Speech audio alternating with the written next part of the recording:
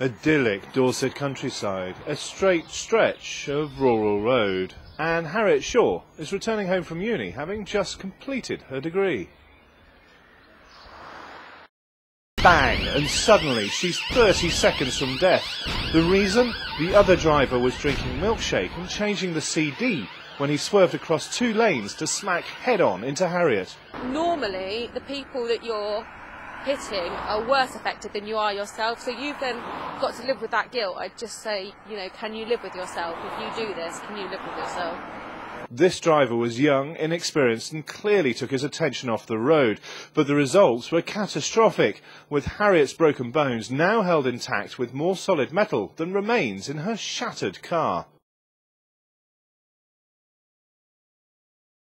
However, this courageous young woman has decided to help improve road safety, here speaking to students at the Purbeck School about the consequences of not concentrating behind the wheel. And the person who was driving that silver car was me, and this happened last year in June, and I can't even begin to explain what it's like to be in a car accident, and you never ever think it's going to happen to you.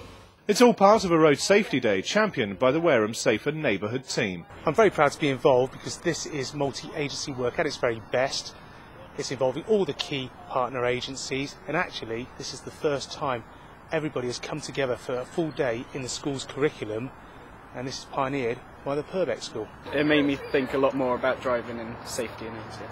Learned a lot, definitely.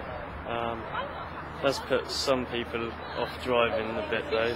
It didn't look like a bad accident, but so much they had to do and so many people involved. It just makes you think a lot more really, because no one tells us things like this.